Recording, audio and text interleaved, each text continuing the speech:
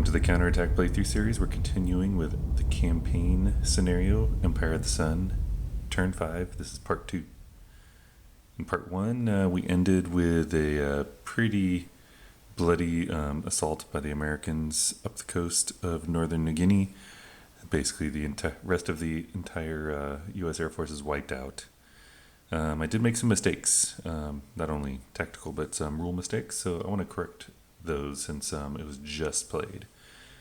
First, I had the Americans eliminate this unit, but the other Japanese units in the battle, at least one of them was not damaged, and you can't destroy a damaged unit until all units have been damaged, unless you have a critical hit. The Allies did not, so I think the fix is to damage this guy and bring this guy back. And there's not a lot of space to put him in, so I think I'll throw like one in Yap, one there. We're fully stacked here. There's 2 air and 1 ground. The other item was this Marine unit. I had to do a quote port-to-port transfer. That's what I call them, but it's really a strategic naval movement.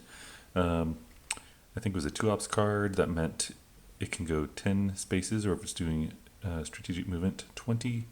But strategic movement requires going from a port to a port. I moved him to an airfield.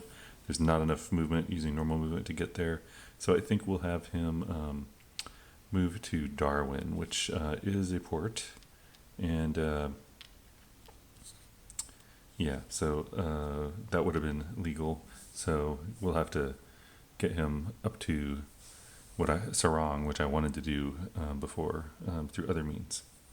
So anyway, continuing with the turn, it's Japanese time to play a card. Okay, I think the Japanese are going to play Operation Mo, Battle of the Coral Sea, but they're not going to play the event. This is a nice event, 5 logistics value. The Japanese carriers have a defensive +2, so that's nice. And with the South Seas headquarters efficiency rating of 2 +5, I can get 7 units activated. But only 1 ground unit can be activated, and I think I want to take some air bases and ports and try to muck it up down here. Try to get zones of influence down here. Maybe that means getting a ZOI over the Australians, getting it over Rabaul. Just trying to muck it up here while I can before the American Air Force comes back. So yeah, so we'll do it for the ops. That's 3 ops +2, so that's 5 units. And since I don't have a lot of naval infantry in the region, there's some in Wake, way up there. The rest are over in the Dutch East Indies, or dead. This is going to be an army offensive. Just a reminder, Japanese still have an inter-service rivalry, so I can only activate Army or Navy. So, I want to activate. I don't like activating these guys, but I'm going to. I'm saying that because I want these army units on these islands to defend them, but I think it's better I move them down in New Zealand and the Solomons down here. So I just activated 3 units. I think we'll activate this guy. And yeah, I don't have enough coverage up here. I'm just not doing so hot, obviously, as the Japanese or the Americans. Yeah, so maybe we'll activate the Tokyo garrison. It is exactly 12 spaces from truck. Yeah, that's truck, I think. Yeah, okay. So, in fact, let's just move that guy. He's going to do a port-to-port transfer. That is a port, yes. Yeah, strategic naval movement. Sliding right into truck, okay. Meanwhile, this unit is coming right down here, making an amphibious assault. Japanese have 6 ASPs, but during inter-service rivalry, it's in half. So let's see, I have some marker over here to mark this. Yes. So I'm going to go ahead and say I used, that is a depleted corps, or excuse me, depleted army, which I think just uses one ASP. It's amphibious assaulting Kavieng. I think we're going to do another amphibious assault with a depleted army. This guy up here at Ulithi. There's no aircraft around here, so I should be able to do this okay. I'm a little worried about the Americans reacting. But if I can get some aircraft, I don't know, this is probably dumb. I think this guy's going to come down.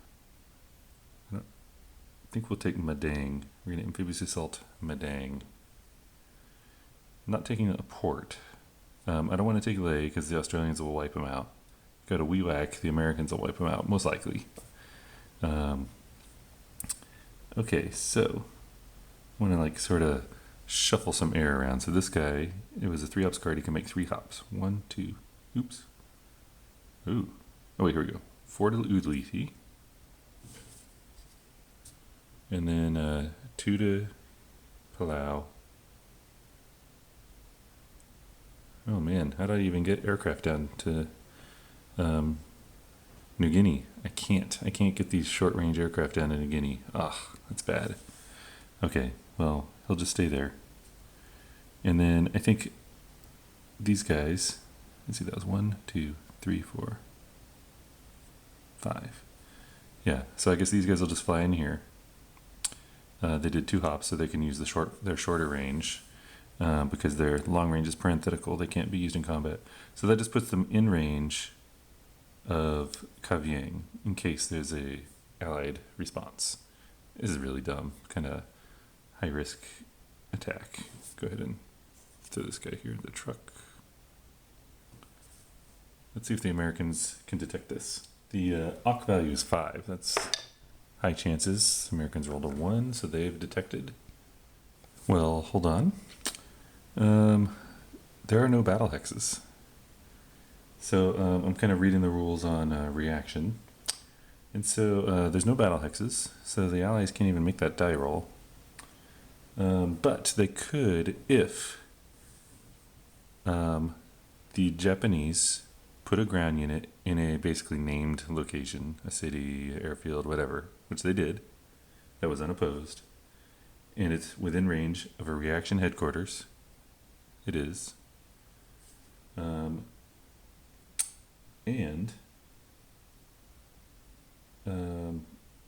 In a reaction aircraft zone of influence, whether neutralized or not. They can then make the die roll. So that's called special reaction. And since I have no aircraft, none of those things, yeah, it's not a special reaction case. So these are free amphibious assaults. Wow, okay, this game's sort of falling apart, but I'm gonna keep pushing through here. So Japanese will go ahead and finish the amphibious assault. Then the aircraft will continue movement. They get 3 more hops if they want. So I think this guy's gonna hop to Kavieng and hop to here. Okay, now we're getting somewhere with aircraft being able to fly down. Yeah, okay. So remember the US has to make progress of war. It can be removed, but the Japanese just capturing places doesn't reduce progress of war. They actually have to capture things that were captured this turn. And so far that's only Hollandia. So, no, Taipei. Okay. Okay, the Solomons New Guinea area is falling apart. We need to put some pressure on the Japanese elsewhere. We're going to start putting some pressure in Southeast Asia. We're not going to do an attack just yet, but we're going to play Halsey. For the event, this is a very nice event. If you were to name a Japanese home island hex as a battle hex, but we're not going to do that. And we're also not going to use the U.S. Central Pacific headquarters. So we're going to get 4 logistics value for this. So 2 ops card, 4 logistics value. We're going to activate Southeast Asia Command, so that's 5 units. And I think I'm going to activate these 2 units here. These 2 Commonwealth infantry units. Yeah, let's check this out a little more. So I'm going to put them here as my goal. The idea is I want to try to put these guys in a bit of jeopardy. Or, you know, they can probably take on these guys themselves as well. I'm going to activate someone in here. Probably one of these Indian units. Or Chinese units, excuse me. Activate that guy. So that's 4 units activated out of 5. What do we have up here? Are these all aircraft? I think we'll activate both Chinese units. And then this unit here. So activating 5 infantry. Okay, now we're going to move 2. Did I do that? 1, 2, 3, 4, 5. Yeah. So these, it was a 2 ops card. I can easily walk into the jungle this way. So I have all the Chinese units in this jungle spot right now. It's a pretty tough nut to crack there.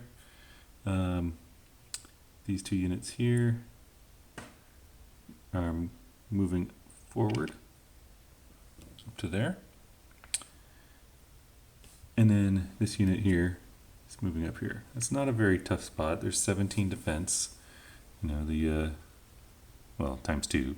There's a lot of Japanese forces there, but I think we can deal with that if the Japanese choose to attack that weaker spot. I'm also making Rangoon tempting. Maybe we'll see.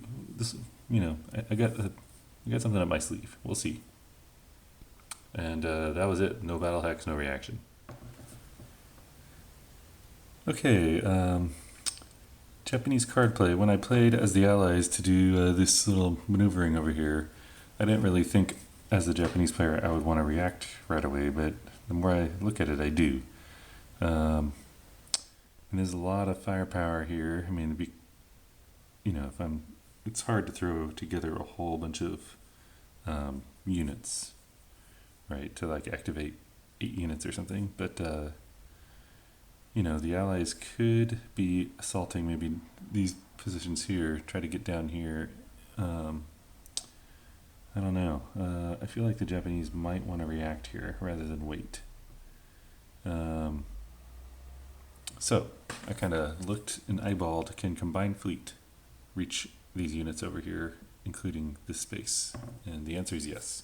The reason I'm looking at combined fleet is South Seas, or South Headquarters only has 1 efficiency, combined has 3. And look at my card situation here. I got 1, 2, 1, 3. That's not a lot of ops. And none of these are offensive cards. So I'm just sort of debating how to do this. Now, I wanted to save this War in Europe card to drive the War in Europe track down. 1 more point would drive it down to where 60% chance U.S. Army units would be diverted. And there's going to be a couple coming back up on the that were already diverted. They're going to be checked again, so it'd be kind of nice to do that. So maybe we'll remove that. I think that leaves this weather card, which is a really nice card for canceling things, but and also I can draw another card. But I think we're going to use it for 2 ops. Add 3 there. That's going to be 5 units. And the 5 units I think we'll activate are these 2. You know, they got 3 hexes stacked around them. So I think they're going to actually move out of there. So that's, yeah. And then I want this aircraft here. Oh, there's 2 aircraft there. So I see if there's a reaction, there's 2 allied aircraft up here. Actually, there's a 3rd. Yeah, allies kind of have air superiority here. Or maybe it's parity if I were able to get all the Japanese aircraft up there. I think we'll activate this guy. Definitely want 1 aircraft. We'll do this 20. And I think, I'm trying to decide, do I want one more land unit? I think I do. We're going to do this guy. All right. Okay, so we'll start moving guys in. And so I was just reading the ground unit rules and stacking and things.